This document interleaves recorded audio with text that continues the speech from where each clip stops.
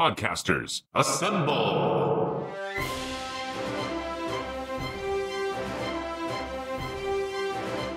This is Kate from the Blabba the Hutt podcast. I'm Paul Salt, film critic for Screen Mayhem and co-host of One Good Thing podcast. Hi, this is Arjuna Gonzales from Peace Island. Hello, I am the Robo Gonzales 9001. Erik Slader here from Epic Fails of History. Hey, this is Chris from the Comic Zombie podcast. This is TroytlePower from the Power Playthroughs podcast. Hi, I'm Tyler from The Coordinate, an Attack on Titan podcast. Hey, it's Matt and Buffalo from Upper Pylon 2, a Star Trek Deep Space Nine podcast, to reminisce this time on Star Wars Episode 6, Return of the Jedi.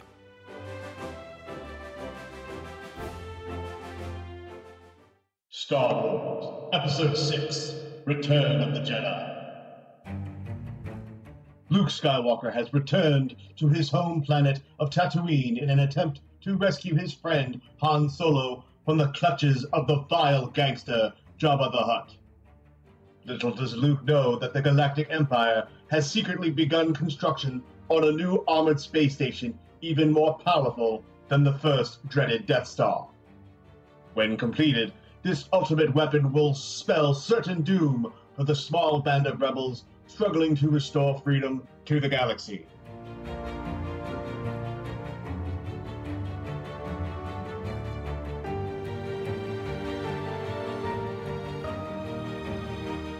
You know, I love the original trilogy of Star Wars movies. I've talked before about how I kind of view them as one complete story. When I watch Star Wars, I typically watch Empire and then I immediately watch Return of the Jedi. And as such, I don't really have specific memories of seeing this, but I just kind of want to wrap up some specific memories of the original trilogy that I have, which is specifically something that I haven't mentioned yet, is that I went to see these when they were released in the 90s, the special edition re-releases of them in the theaters. I remember going to see these with my brother when they were released then. And it's just, these movies are really special to me. They're fun, they're funny, they've got a ton of action, they've got heart and story that I love, but one of the things that I think is really cool about them is that opening crawl. And I realize that, you know, we're 6 movies into Podcasters Assemble here. This is a weird time to talk about the crawl, but I think it's important. So, what I want to say about the opening crawl is that I love that we've got Rob here reading the opening crawl for us on each episode, because the opening crawl has never just been text to me. I started watching the Star Wars movies before I could read, and so someone, whether I was watching the movie with my dad or my brother or my mom, somebody had to read the opening text for me, to the point that they are verbal to me. They are a shared oral tradition, is hearing the opening crawl read aloud. And every time I've seen a Star Wars movie in theaters, I've read it out loud. I'm that guy in theater. I don't read it loudly. I just lean over to whoever I'm sitting next to and read it out loud, because it's the opening crawl. It's part of Star Wars. Somebody's got to read it out loud. And in Jedi, the start of the movie, in that opening crawl, we find out there's a new Death Star. And that's just mind-blowing. Like, the Death Star was such a big freaking deal that when we blew it up, we changed the year system in Star Wars to reflect the destruction of the Death Star. Like, dates in Star Wars are based on the Battle of Yavin, which was the destruction of the first Death Star. That's how big of a deal it was that we blew it up.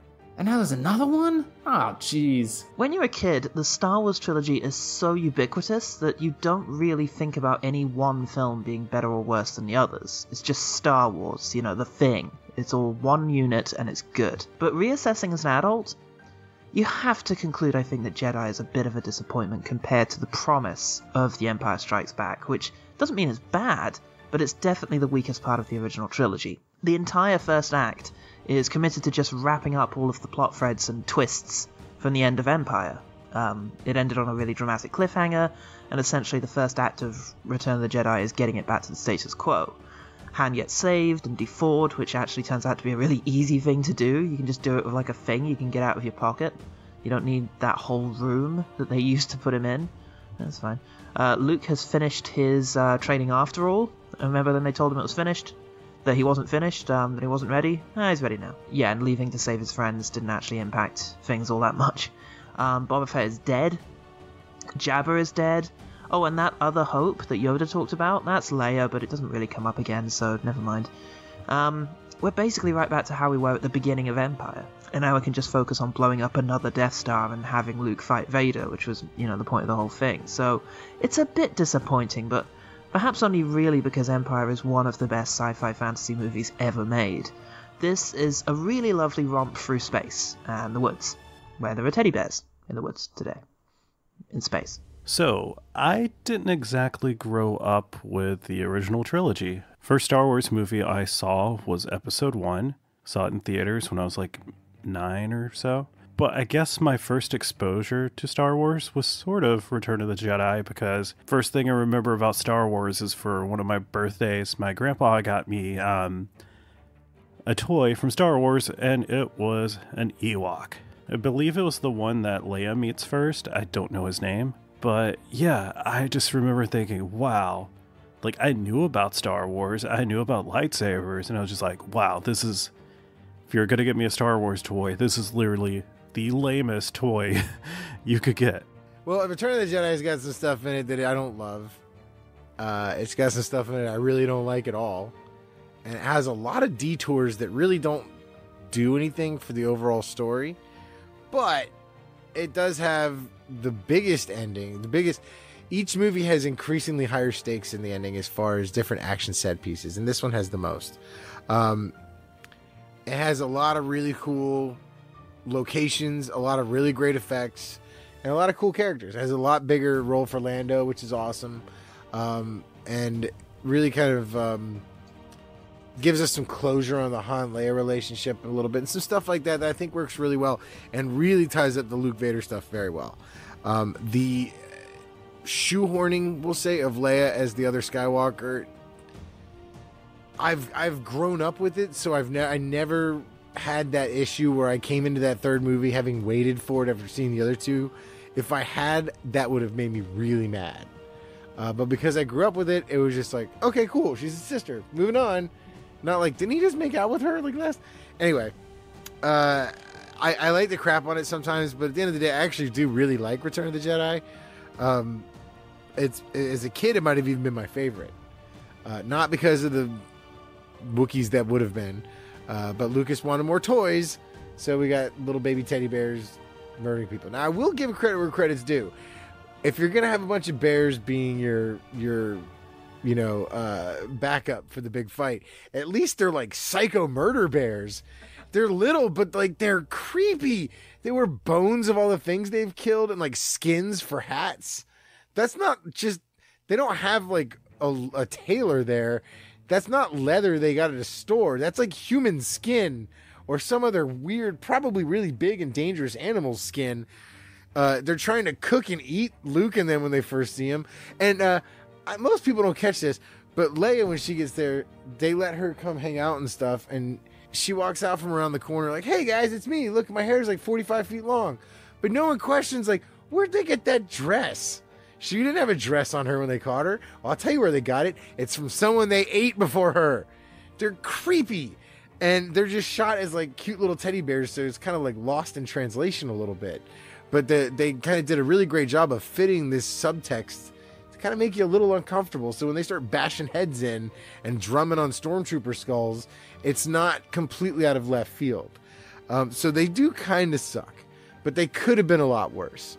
Now, none of them are going to make, no Ewoks are going to make my favorite list, but there's a lot of cool stuff in here that does. So, Return of the Jedi. Out of the trilogy, I gotta say this is probably my least favorite one, but still, it's a Star Wars movie, so it's like 10 times better than most other movies in my book. I think the concept of this movie is better than the actual movie, if that makes sense.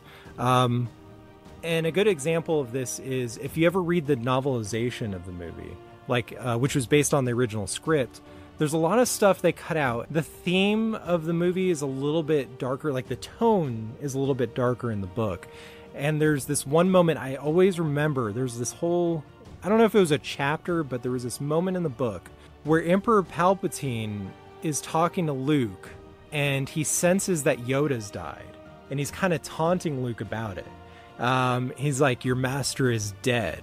and he's like really like reveling in it, and he's like, there's no hope anymore, Anyway, so with the special editions, I really feel like they should have added that scene back in. I don't know if they ever filmed it, but I mean, with that, as much extra stuff that they added to those movies, as much extraneous stuff that didn't need to be in those movies, that was one of those moments that was like a really good character moment, and I thought it was a really powerful moment, because like Yoda's presence, like after he dies and evaporates, like everyone kind of forgets that he was even there, and he was such an important character. So I felt like having a moment to acknowledge that, and especially now that you have the context of the prequels, that really would have tied everything together. So kind of a missed opportunity in my book. Maybe we'll get it when George Lucas decides to re-edit these yet again, which luckily is not going to happen because Disney owns it. Now, I thought I was going to struggle with something unique, something in my own voice to say about the last two movies, but I managed to ramble on a good deal, I think. But this one I might actually start to struggle. Because here, again, I have no memory of seeing this the first time. Once again, it's always just been there. This has been part of my life. The toys have been there. And by no means am I a hater of this movie. It's a pretty good movie on the whole. And that's the problem. It isn't as groundbreaking as A New Hope, and it isn't quite as perfect as Empire. It's just a pretty solid movie. And it's hard to make fun of it, fault it too much, and it's hard to super praise it and say how it's been, this transcendent movie experience like those last two would be. So it's going to be a little bit of a step down from the last, but I do want to stress that there is still plenty of good here. My first experience of watching the movie, it's like Empire Strikes Back and Attack of the Clones. I think I saw it on some cable thing years and years and years ago, and I really don't have any memory of it. First time I saw episode 6 was, once again, at the special edition re-releases at the theater in 1997, I believe. I think they were all pretty close. They were like spaced out a couple weeks apart, but this was the first time I had seen it. I still remember the little theater. So it was kind of a tiny theater, and I can still remember watching it with my friends. So for me, at least so far, this is my favorite Star Wars movie, and there's a lot of reasons for that. It's so emotional. There's these family ties that we discover and we learn to accept and all that. But then there's also a lot of fun stuff. There's a lot of humor in this one. There's a lot of cuteness. You have the Ewoks, and you have a lot of action. There's Jabba's palace. There's Endor. There's the crazy space scenes. So for me, this one has a very special place in my heart. Although all of them do, especially this one.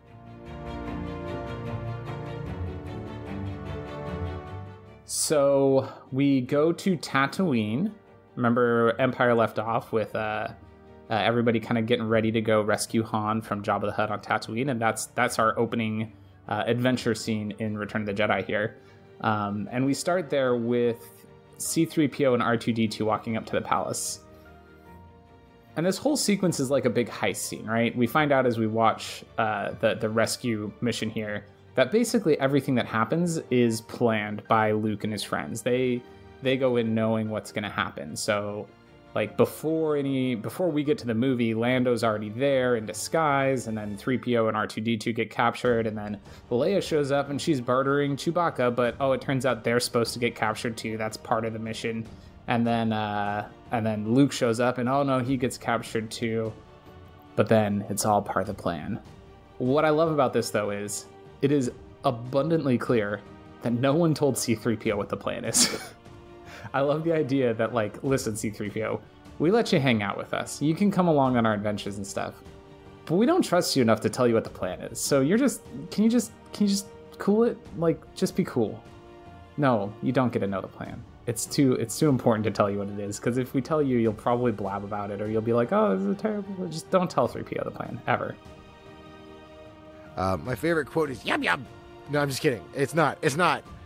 My favorite quote, I don't remember the exact wording, so forgive me. But it's when Luke tries to use the Jedi mind trick on Jabba at his palace. Like, no, you will let us go. And Jabba goes like, oh, ho, ho, ho, ho, ho. And I don't remember exactly what he says.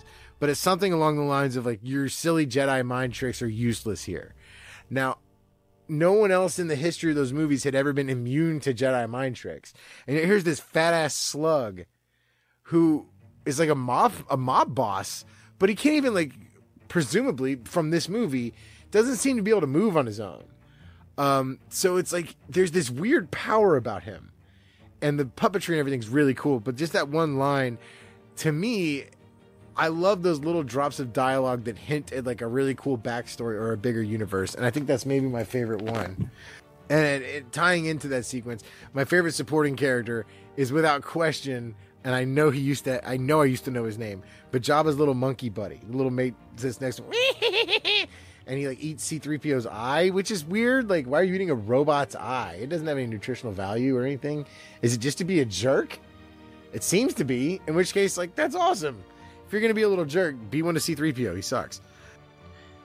My favorite minor character is Max Rebo, and I love him because he's just a bit and I like that in a big, expensive space epic. He looks like a mum made him when a kid wanted a Dumbo toy, and that all she had on her was some old memory foam mattress.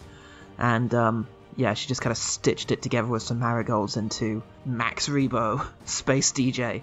But he's a musician. He's doing his own thing. He's bending his nose in one direction that he's able to do, rocking back and forth slightly. He's great. And he's all we needed. He's the real Jedi Rock. You know, of course, Jabba's palace has so many awesome minor characters. But someone I think about often is the Rancor Keeper. That poor dude, he lost his, like, best friend and pet. He just looks so sad after Luke kills it. I mean, couldn't he have used the Force to, like, just knock it out or something? Did he have to kill the Rancor? Poor Rancor Keeper. And I think right off the bat, I think they did a really good natural progression of the Luke Skywalker character here, and I like what they did with him. They make him obviously a more wizened character, a great deal so, you know, but I love that they still make him not necessarily perfect. And we rightfully see that continue in the next trilogy. It's a cool thing that they do with him. He isn't perfect in every way. And it's kind of a neat, consistent character trait. You see the hints of it here, his doubts, his failures in that, and then that is something, an element that they made a consistent, fun, good, entertaining, deep character trait that they extend to the next trilogy. Here, he knows that he's amazing. He has all this amazing potential that's only, you know, really being slightly tapped into at this point. So he rightfully has a right amount of swagger to him. You know, he should kind of feel that. It's fair that he does. But like I said, he does fail at points. And I don't think he's just failing it when he's kind of struggling with the Rancor beast. Or, you know, the plan on the Death Star at the ends might not be going great. Or the way the fight with the speeder bikes on Endor works out. It's still not just that perfect Jedi there. There's still a character trait to him that there's still that kid from the desert planet, the young naive one, that's a little bit bumbly through it. That's great. And that theme of failure, I think, is something really cool to put in a movie like this that I think they take and run with, absolutely run with, in Last Jedi. And I will be talking about that quite a bit. The battle on the sail barge is... Listen, I know not everybody loves Jedi, but the battle on the sail barge might be my favorite action scene in Star Wars. So like, oh man, it looks like Luke's gonna get fed in the Sarlacc pit. It's so sad, but he's still telling Jabba, like, this is your last chance, surrender or be destroyed. And you're like, what are you talking about, Luke? Like, everybody you know is captured. You're about to get fed into this giant gaping maw in the sand. What could possibly be your plan? And then he kind of salutes R2. And what's R2 got sticking out of his head? What is that? And then Luke, like, does the bouncy thing on the diving board and grabs the end of it and flips back up, and R2 launches the thing out of his head. It's Luke's lightsaber, and Luke catches it and turns it on, and you get sweet new green lightsaber for Luke and his sweet new black Jedi robes, and he just starts wailing on everybody. Meanwhile, you've got Han Solo blind, fighting using Chewbacca as his eyes against Boba Fett, trying to rescue Lando Calrissian, while Princess Leia is on the barge choking Jabba the Hutt to death. It's so good. I feel like this takes like everything I love about Star Wars and it just squishes it down into one thing. You've got ships because you've got the weird little floating sail barge things. I mean, okay, maybe it's missing out on some ship stuff that I love from Star Wars. But other than that, it's got humor, it's got action, it's just so good. And Luke with his lightsaber looks freaking good in this scene. Like, he knows how to fight now. There's none of that Obi-Wan Kenobi versus Darth Vader stuff where they just stand there and wag their swords around. He's flipping, he's swinging his sword all over the place. He's like blocking blaster bolts from 6 guys at once. It's a good action scene. And then it ends, of course, with seeing the Millennium Falcon and the X-Wing flying away from the surface of Tatooine at about 40 minutes into the movie, almost the same point where those 2 ships flew away from Hoth in the last movie. So Return of the Jedi, if you do want to criticize it for something, I think you can criticize it for kind of echoing beats from previous movies. And you get that here. We get it more later on, too. So now moving on to the action. Here we see a similar pattern from Revenge of the Sith of having that end of a trilogy earned over-the-top action element here. And where they might have flirted in Sith with going too long or too over-the-top, here I think you get that right balance. And yeah, I think some of that is when the movie was made, kind of the era-assisted balance. They couldn't do the crazy CGI battles and all that just for forever. All right, favorite supporting character. I'm going to give it to Boba Fett, who, by the way, totally gets punked out by accident and gets eaten by the Sarlacc. But still, this guy is cool as hell, and you didn't really get to see him in action. So yeah, I know he didn't get a lot of play in Empire, but at least you get to see him in one action scene in this movie, and it's for a brief shining moment. It's pretty badass. And then, you know, Han accidentally hits him, and his jetpack goes off, and he screams and falls to his death. Supposedly, allegedly. We'll see when The Mandalorian comes out. All right. So my favorite light side moment in this movie is kind of tough, but I kind of had to settle on that moment where Leia strangles Jabba to death. I mean, that's a light side moment, right? I mean, you know, he had it coming. He was, you know, a gross, nasty slug creature, and yeah, she's a badass, so that was kind of cool. So I think my favorite thing about this movie is just how badass Leia is. I mean, she's been badass throughout the trilogy, but she gets so many good scenes in this movie.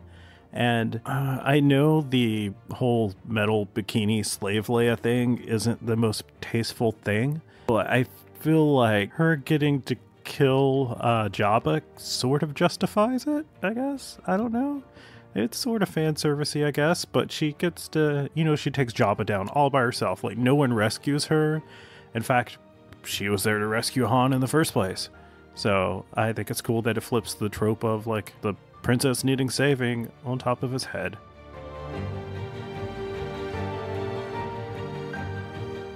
Luke goes off to Dagobah, where he's with Yoda in Yoda's last moments, as Yoda tells him that there's another Skywalker.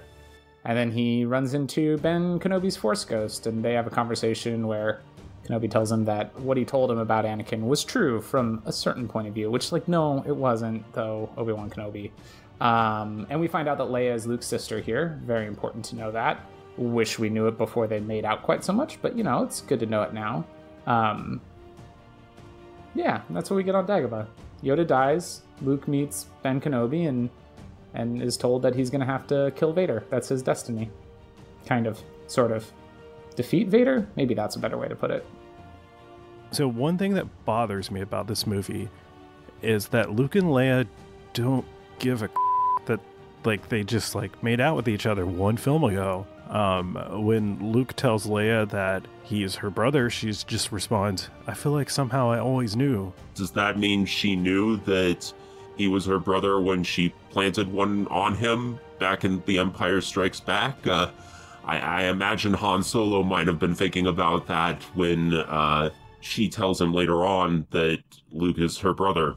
I'll just let our thumbnail from the previous episode speak to that. I want a scene where Luke and Leia just sit down and talk about it. They just talk things out, like, you know, this is real awkward. We just need to air this laundry, this dirty laundry. We need to get that out there. Maybe we'll get that on Disney Plus. We'll get a whole series where Luke and Leia just, like, have this awkward conversation and that'll be great. So this movie has a very special musical cue. It's Luke and Leia's theme. Just listening to it, it's a very like soft and gentle, but almost like sad and melancholy. But thanks to David W. Collins, if you've not heard his awesome Star Wars music podcast, I highly recommend it. But he brought out the point that the first couple notes from Luke and Leia's theme is actually mined from the Star Wars main theme, or also known as Luke's theme, the famous one we all know. So that it's a very poignant moment, it's used mostly when Luke is telling Leia about her heritage, and it's just a really special moment.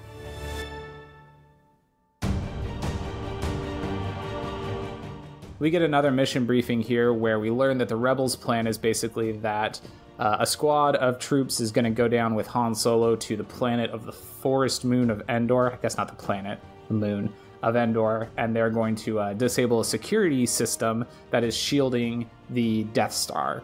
And then a strike force with Lando Calrissian manning the Millennium Falcon is going to go and actually blow up the Death Star. And that strike force, it's not strike force, it's the whole dang Rebel fleet. It's like everybody. The medical frigate that we've got, we're definitely going to bring that with us on this mission to go blow up a space station for some reason. Han is flying the stolen shuttle that they're going to use to get to the moon of Endor. Best ship in the movie, other than the Star Destroyers this time, would be the Imperial shuttle, specifically the one that Luke and friends hijack. I don't know, just the design of that thing, I've always liked it, like since I was a kid, just the way the wings come up and all that, it was just cool. I don't know. I had a toy of it. And they're using old codes, and he's like, I don't know if it's going to work. And Luke senses Vader on the ship, and Han's like, oh man, Chewbacca, just keep your distance. I'm sure it'll be fine, but keep your distance. But don't look like you're keeping your distance. And Chewbacca goes, and he goes, I don't know, fly casual. It's just, it's not helpful, Han Solo. That's not helpful advice. Down on the surface of Endor, we run into some of the forest troopers, scout troopers, I think they're called. And these were always my favorite troopers in terms of the look of their helmets. I think I had some toys of these, is why they're so prevalent in my memory. But I like the hooded visor thing that they've got going on. And of course, they jump on their motorbikes, and Leia sees one of them getting away, so she's like, we got to get him. And she jumps on a motorbike too, or a speeder, not a motorbike because there's no wheels. And Luke jumps on the back, and this is another great Leia moment. Leia gets a lot of cool action stuff in this one. But the fact that she's the one who sees the speeder and is like, we gotta go, let's get those guys, is very, very cool. And then you get this great chase scene through the trees of Endor where Luke eventually gets his own speeder. So then you've got Leia and Luke both on speeders separately fighting against all these scout troopers. It's really cool. It's another great one for video games. I think on the GameCube is the Rebel Starfighter or whatever game that I'm thinking of here that had a pretty cool level of riding those speeder bikes through the forest moon of Endor. But it's a cool action scene. This movie it's just a lot of fun. That's what I keep coming back to with Return of the Jedi. Is it might not be the best Star Wars movie, but I think it might be the most fun Star Wars movie. And chase scenes like this are why. My favorite vehicle, again, it's always the Millennium Falcon, but my favorite vehicle in Jedi is the land speeders that they use on the Endor Forest Moon. Those things are cool as hell. They're like the Star Wars version of motorcycles, but they're in off-road. And the sequence where Luke is fighting the troopers on theirs is really, really, Luke and Leia, is really, really cool. I always like the stormtroopers that were a little bit different from the generic ones. Like on Hoth, they have the guys with the skirts and the hoods. Those guys are cool. And then, of course, on Endor, you have these guys with the weird boxy helmets. I thought that was cool. Kind of more all-terrain uniforms. Best vehicle is the speeder bikes. One of the coolest vehicles in Star Wars, and featured in the coolest level of the Star Wars Trilogy arcade game. Contentious, but I think that was the best level. They just look cool in that great lived-in Star Wars way that things look good. And they look dangerous, which is cool, kids. And the sequence is just a lot of fun. Yeah, it's the speeder bikes. They're awesome. And I had one. I had a toy of one when I was a kid, and I used to love it. They're so cool, but impractical. The smallest thing makes them explode, and it's kind of fun. I feel like they would make more sense on a desert planet where they don't have to dodge things. They could just go in a straight line without hitting anything. where they're on a forest moon that there's so many obstacles. My favorite scene with the speeders is actually when one of the Ewoks takes one and his body's just like flailing. And I remember he spins out of control at one point. I really wish he hit a tree and exploded and died. That'd be hilarious. But he doesn't. My favorite ship/vehicle. Those like forest skimmers that we saw on Endor, those were cool. And I did like those chase scenes with the stormtroopers. But I think I still gotta give it to X-Wings, man. And it's for the same reasons that I talked about in episode 4. There's just so much nostalgia around them and memories of missions with X-Wings in different Star Wars video games. Is it Star Wars Rogue Squadron? I remember some Star Wars game for the N64 where you actually got to fly into the Death Star in the same events at the end of Return of the Jedi and destroy its reactor. And that was especially fun.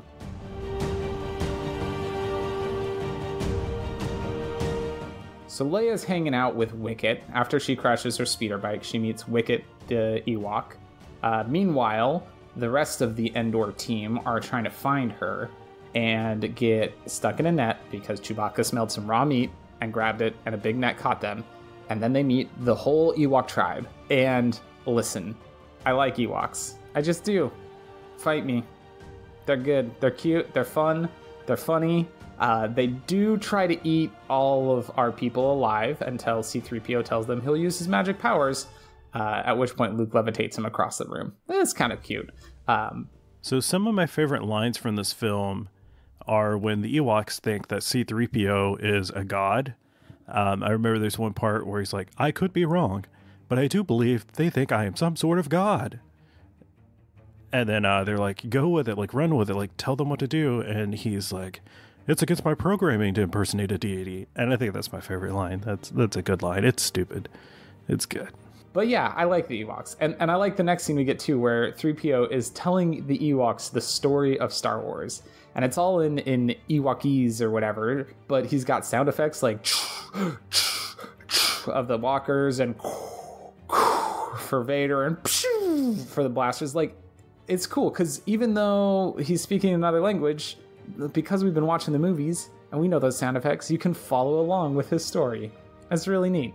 My favorite droid moment, I would have thought that R2-D2 would have some cool scenes like he did in the last 2 movies. I mean, there was that one where Luke is almost thrown into the Sarlacc pit, but, I gotta give this to C-3PO telling the Ewoks the whole story that brought him and his friends to Endor. I know from experience that when you have a speaker to speak with instead of a human mouth, you can, make all sorts of custom noises to help improve the story, and that was cool to watch.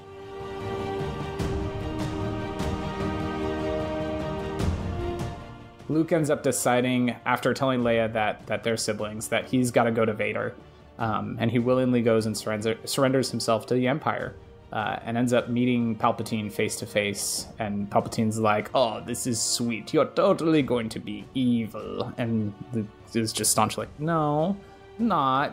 I'm gonna die when the space station gets blown up, but I'm not gonna be evil. And that's where we find out that this has all been Palpatine's plan. Like, he knows that the troops are on Endor. He's the one who actually, leaked the info about the security station on Endor. And he says he's got an entire, garrison of his best troops. I think he says an entire legion of his best troopers guarding the security center. That's important. We'll come back to that. And he tells him that, he knows the fleet's coming. He's got his own fleet there. It's just going to be a massacre. And at that point, he tells Luke one of the weirdest lines in this movie, where he goes, oh, I'm afraid the deflector shield will be quite operational when your friends arrive. What is that acting choice, Emperor Palpatine? What? Oh, I'm going to pretend to be so sad because I'm so evil. It's a weird choice. The dark side moment that sticks out to me the most would probably be where Emperor Palpatine is kind of goading Luke on to force summon or grab the lightsaber and strike him.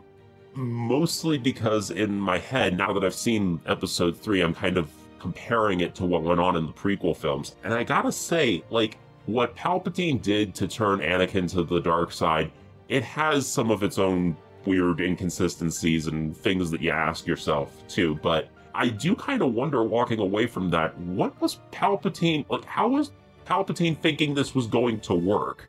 Because back in episode 3, he had, like, Anakin's fear that he was going to lose Padme, and he was able to manipulate him that way. Like, how exactly did he think he was going to win Luke over to his side? Like, just by trolling him, basically? It didn't make a whole lot of sense.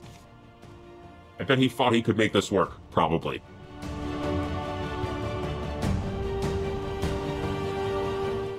I think the best dark side moment in this movie, and there's a lot of them, I think the best moment has to be that moment where it's revealed that Palpatine has been setting a trap for the rebels this entire time.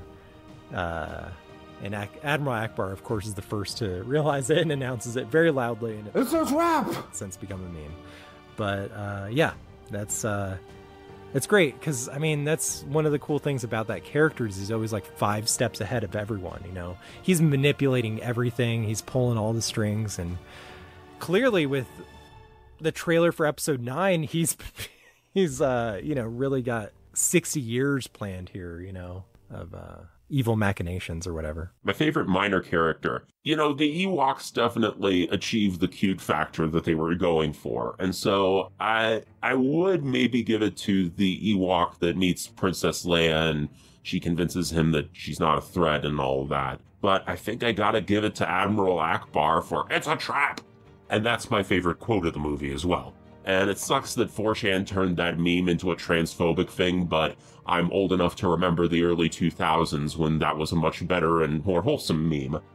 And my favorite part of the whole movie, again, going back to the kid, at this point seeing this, it was the blowout of all blowoutest space battles. I loved this as a kid. I praised the battle at the beginning of Sith for its positives. And it did. It had some good ones. But here, I love this. It has the absolute right amount of layering to make it feel really big and chaotic, but not overloaded. You still get a lot of depth from it, but not like tuning out from it. And plus, it is massively benefiting from just the iconic, beautiful ship designs, just all throughout it. The Mon Calamari, the Star Destroyers with the Super Star Destroyer, all the Rebel fighters, a whole mess of them, a beautifully tweaked TIE fighter, and then the backdrop to it is the revisited, now cool, even more sinister twist on the Death Star. I love this part. It made me want to have more of it, where I don't know if in Revenge of the Sith I want to see more of that. Here I definitely wanted to see more of it. It's like the Borg fight in Star Trek First Contact. It's super short, super intense. I just want more of that. I could live in that for quite a bit longer.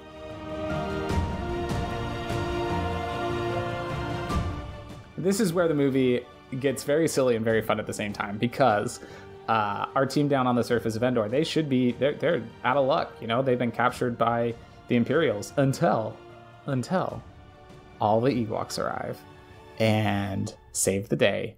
Because, if you remember, there's an entire legion of the Emperor's best troops on the surface of the planet, but they're no match to a bunch of teddy bears with guerrilla warfare tactics. We get sneak attacks, we get catapults, we get log traps, there's tripwires. It's just everything, and it's so good, and the Ewoks are, like, super deadly. Why do the Ewoks have siege weaponry? That seems not fitting with what we've seen of their culture so far. But who cares? It's great fun. This scene is ridiculous. There's no way the Ewoks should win. But I don't give a damn because it's so much fun to watch. The Ewok stuff, I think, is fun. And as a kid, you kind of like it. Maybe as you get more of a cynical adult, you kind of turn away from that. But I kind of try and look at it through that younger eye still quite a bit. And I think it's fun. If nothing else, the planet's visuals are enough to keep it alive and an entertaining thing. Don't underestimate the power of having on-set, real tangible stuff to draw the eye to. When I was a kid, the Ewoks always kind of bothered me, but they've really kind of grown on me as an adult. Like, I mean, they're not my favorite, but I guess after watching Gungans, like, it's a huge step up. Real quick note about the Ewoks. I don't hate them, but this movie's tone is all over the place because of them. You know, it feels really out of place, especially because the way the movie cuts back between 3 different action scenes. One of them's like this really intense scene where Lando's like piloting the Millennium Falcon through this under construction Death Star, and it looks just like the craziest level of a Nintendo 64 game. And then you got Luke in this really dramatic scene where, you know, he's trying to redeem his father and all that, the Skywalker drama. And then you go to these teddy bears beating up on these Imperial, like, you know, these trained soldiers, supposedly. I mean, their aim is shit, but, like, they have guns. They have laser guns. Come on, man. I like how I'm going to go on for 10 minutes just about the Ewoks, but it's worth pointing out that in the original draft, these were supposed to be Wookiees. But they realized that they didn't really have the budget. I get it. The Ewoks could be a bit trying. But like I said, I try and give it the benefit of the doubt. They don't bother me that much. Aside from that scene where a couple get blasted and their buddy tries to shake one awake, man, that'll mess a kid up. Of course, not all the Ewoks make it through this fight. There's a really tragic moment where there's an AT-ST walking along, and it shoots a laser blast out that sends 2 Ewoks flying. And for a moment, you think, oh my god, those 2 Ewoks, they just died. But then one of them moves, and you're like, oh, they're okay. And then he grabs the hand of his friend and pulls on it, and his friend doesn't move. And you're like, oh no, their friend is dead. One of the Ewoks died. And friends, I'm here to tell you that dead Ewok's name is Nanta. And the friend who was trying to pull him away, his name is Ramba. For a while, the fandom called Nanta, the dead one, Corpsey, because he didn't have a name. So they tried to call him Corpsey. And then Lucasfilm was like, no, his name is not Corpsey, the dead Ewok. And eventually he was given the name of Nanta. And his friend Ramba, I think, deserves special commendation in this episode. I want to shout him out here because in the middle of this battle, when he realizes that Nanta has died, he just takes a moment to sit next to his dead friend. And I think that's really touching. While the Ewoks are busy fighting the Imperials, Han and Leia and crew are still trying to get into the base, and R2's gonna help them, but oh no, R2 gets zapped, so Han tries to hotwire the doors, and he's like, all right, I think I got it, and then the bigger blast doors come down and seal it even more. It's just, I love Han Solo. He's so bad at everything, and yet he manages to succeed. It's just great. And then, oh no, Leia gets shot, and then a bunch of troopers come and surround them while Han's like leaned over Leia, and she kind of looks down, and he realizes that he's holding a blaster. And he says, I love you. And she says, I know. And then she shoots all the guards. It's very good. She's just such a great character, and this is one of my favorite moments of hers, and of her and Han together.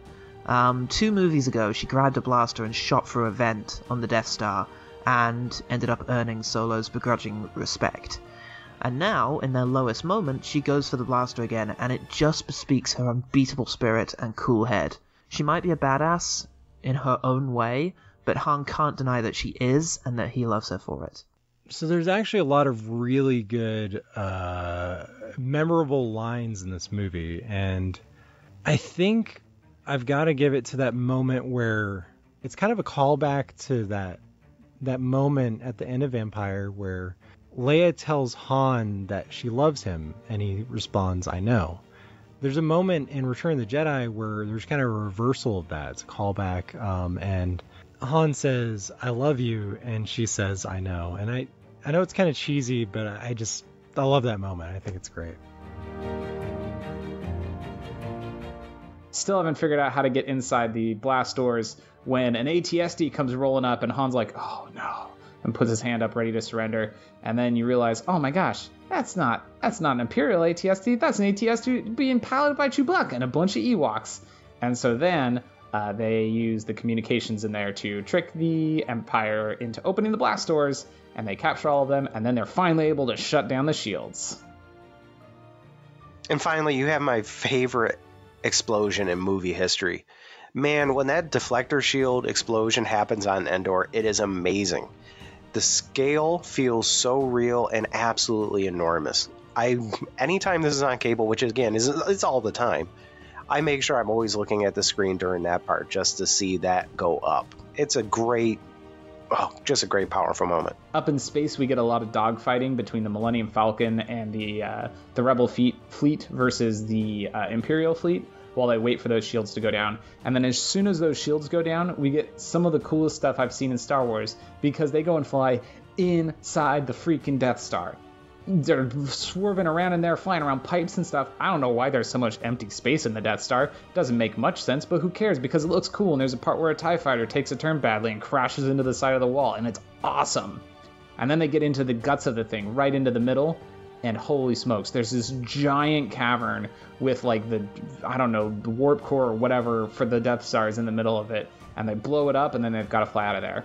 And this is another of those moments that is like super important for the realm of video games, because in every video game, big spaceships are designed with the same weird giant core cavity that you can fly your ship around in. I've done this in Star Fox. I've done this in, of course, all kinds of Star Wars games. I'm pretty sure I've done it in Mass Effect. Like, it's just, in every video game, spaceships have a big weak point right in the middle that's got a big open space around it. It's really nice of them to design that way.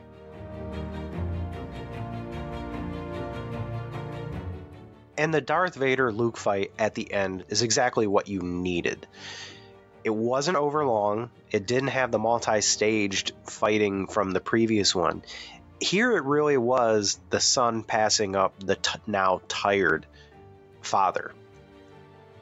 It just wasn't self-indulgent. It gave you enough, I think, to be that right amount of thrilling.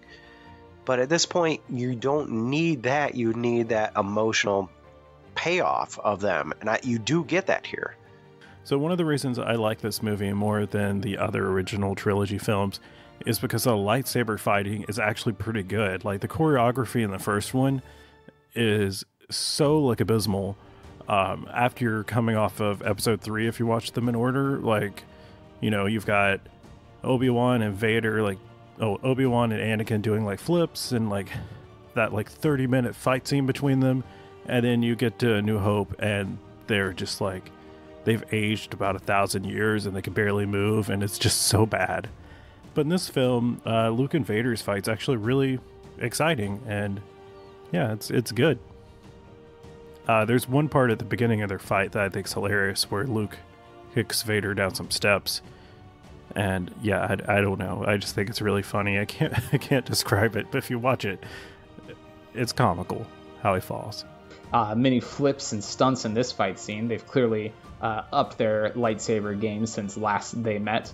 But ultimately, what this scene is about is the personal conflict between Luke and Darth Vader, and specifically the internal conflict in Luke, where he's deciding how much he's trying to save Darth Vader versus defeat him.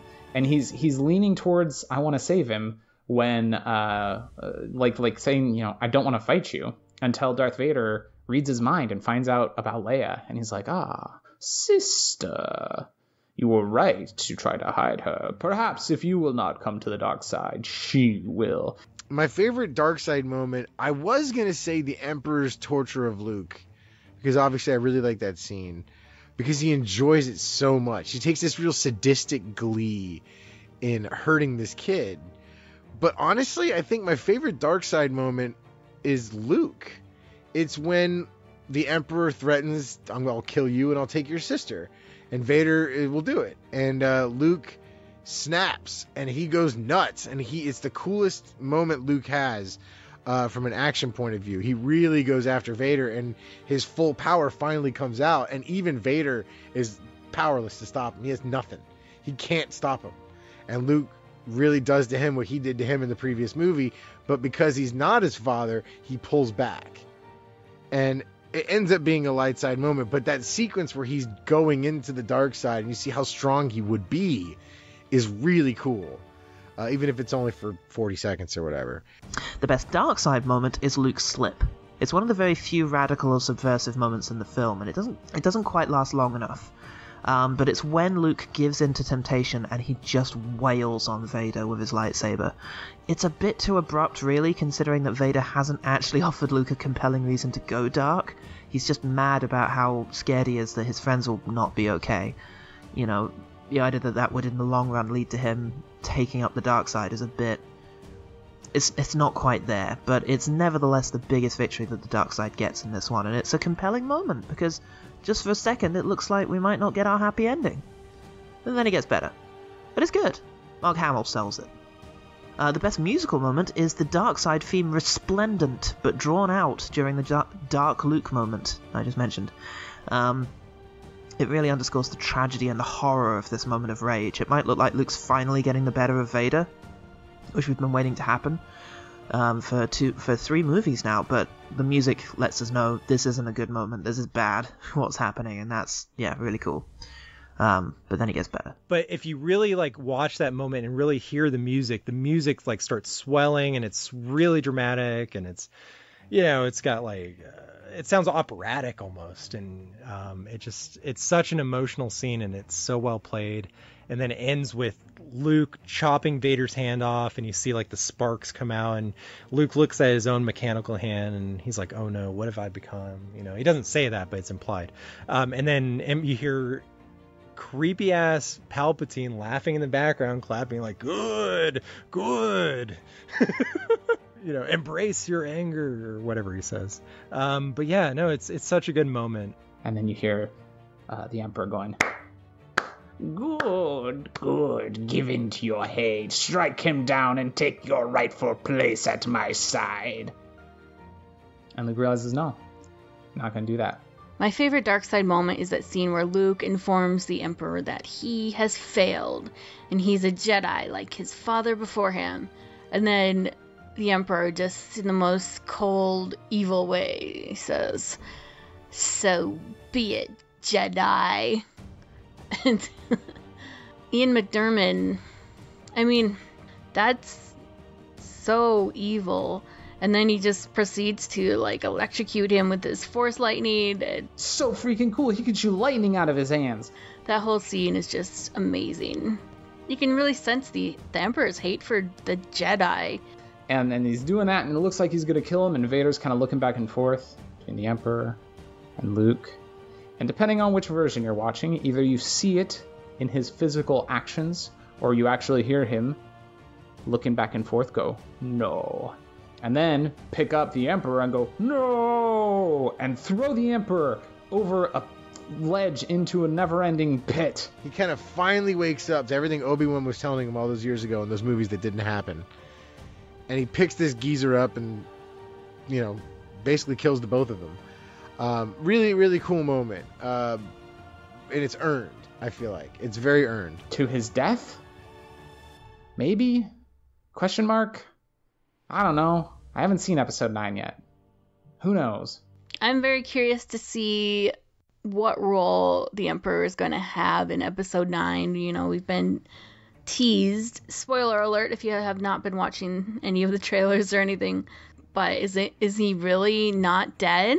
I guess we'll find out if that's just a red herring or if there's some other means that he's still around. I always thought that, you know, the Emperor's demise was a pretty good ending, but I guess we'll see how that all plays out. Hopefully JJ brings it. But let's keep talking about Return of the Jedi, not the Rise of Skywalker. Luke's trying to drag Darth Vader out of the Death Star's explosions and evacuations are happening all around him, and Darth Vader asks him to help him take off his helmet and help me remove my mask. And Luke's like, you'll die. And he's like, I'm gonna die anyway, and I want to see you with my own eyes. And so Luke helps him take off his helmet, and we see the face of Anakin Skywalker looking at his own son. One of my favorite moments in this movie is when Luke tells Anakin that he's got to save him. You know, the Death Star is about to blow up and he wants to get him off of there. And he says, I got to save you. And Anakin says, you already have. You were right about me. Tell your sister you were right. So all along Luke had been saying, there's still good in him. I felt it. They're still good. They're still good. And so we see with this line of dialogue that he was right. There was still good in Darth Vader despite all the terrible, terrible things he did. And we see redemption. Will we see Bendemption in episode 9? Possibly. I really acutely remember the feeling of wanting Luke to get his dad back. Or to just get his dad, because they've never actually known each other. It always bothered me that he loses his aunt and uncle so callously in the first film. He kind of just moves on. Later on, he says, "Oh, I can't believe he's gone," about, Obi-Wan Kenobi. People who raised you are dead. Then he just goes on a wacky adventure to Mos Eisley. But I always really felt it, and I guess I just wanted him to get his dad back. And then when he finally manages to save him, he dies on the way out of the Death Star, too. So the idea that Vader is actually alright with it, because although very brief, he did actually get to be himself again, and that this one moment, the only real moment that they get to have together, is all that Vader really needs. Yeah, that's a really touching moment. But then he gets to be a ghost. Hayden Christensen, in fact. He gets to be a hot ghost.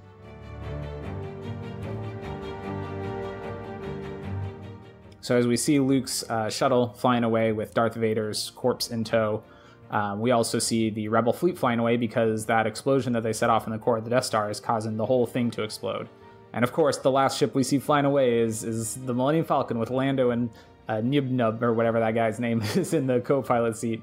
And they fly on out of there, and the Death Star explodes. So it's such a great payoff. Seeing Death Star 2 blow up, and then you see the celebration on Endor and all the Ewoks and Yub Nub, and then, with the special edition, you get to see all the different planets celebrating. So, I don't know, that just always makes me really emotional. Seeing like Naboo and Coruscant and all these different planets rejoicing that the Emperor's tyranny is gone.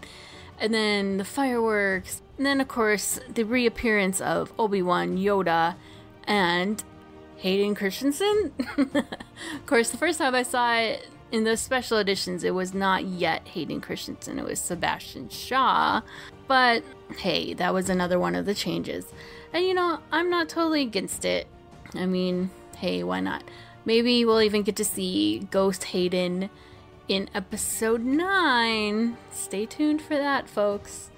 I was watching the remaster, not the original from '83, and this was the first time that I ever got to that scene, so it was kind of cool to see that they'd completely redone the music in the background. And honestly, I think it's an improvement. Although what's not an improvement is the cutaways towards the end that include scenes that seem like they're from Naboo and Coruscant, because it only just sort of drives home there were probably some interesting stories as these episodes went on that were going on those planets as well, but we never got to hear about them. I have mixed feelings on the special edition version of the ending.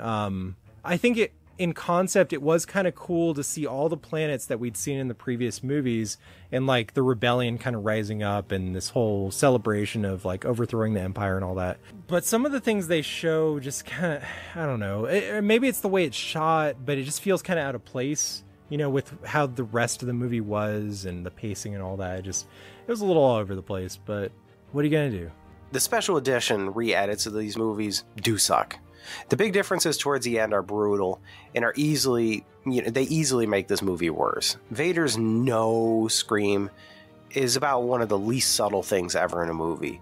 And I think we can give kids enough credit that they're smart enough that they don't need that part to see what's going through Vader's head. Replacing the Force Ghost with young Anakin was also way too cutesy. We don't need that. And probably the most criminal of all is getting rid of the celebration song Yub Nub at the end.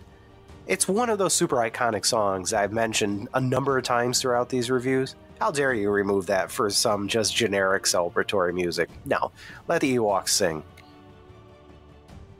But here, I think the biggest criticism I have is something in reference to Revenge of the Sith. They should simply not have shown Anakin slaughtering children, because to me, that makes the redemption at the end here nearly impossible to buy in for Anakin Skywalker.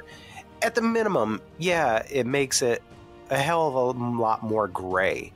In other words, he shouldn't be standing right next to Yoda and Obi-Wan at the end. He shouldn't be sharing that same force, level with them for Luke. It should have been not included in those originals, and that's the bigger problem about those originals, all told, but who cares about that? To be clear here, this isn't the fault of these original franchise movies.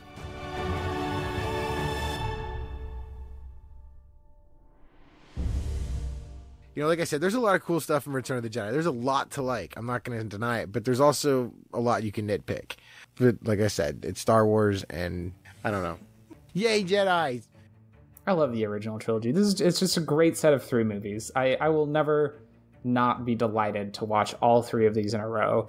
And I think that Star Wars A New Hope is a pretty good balanced movie. It's just like a nice sweeping fantasy epic. And then you get Empire, which is just this dour, depressing, meditative thing that's very, very good but dark. And then you get Jedi, and Jedi is just like fun. Man, it's just so much fun and excitement and action, and it's ridiculous, but I love it. And I'll never not love it. I think it's my favorite of the original trilogy. Maybe it's just because it's the one I end on every time I watch them, but I just like how fun it is. In the end, this has to be considered a good conclusion to the end of the franchise. Characters, I think, are treated very fairly and make natural decisions or character actions, right? I don't think anything is overly contrived or overly written, as it stood in the original. There's really good action, I think, in general. It's quite entertaining. And I think in the end, the whole ending is quite satisfactory, too. As it stood in the original, there's enough for you to see that redemption arc in Vader, and you did kind of root for that. Luke's maturity throughout is super good. I love it. And I love what they ended up doing with him afterwards. So that's all great. It was a very good trilogy. And I'm hard-pressed to think of a movie trilogy that's actually better on the whole. So good job, original Star Wars trilogy. Off to the sequels now.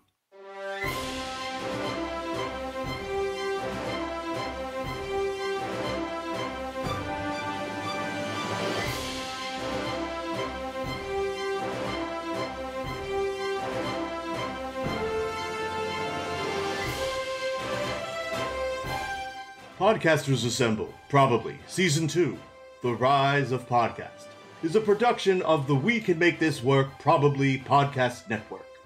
This episode edited and produced by Tyler. Find more of our shows at probablywork.com and learn how to contribute to future episodes of Podcasters Assemble Probably by looking us up on Twitter at Casters Assemble. Submissions are always open. Thank you to everyone who was able to contribute to this episode. Be sure to check the show notes for links to places where you can find them all online. Podcasters Assembled Probably will return in Star Wars Episode 7, The Force Awakens.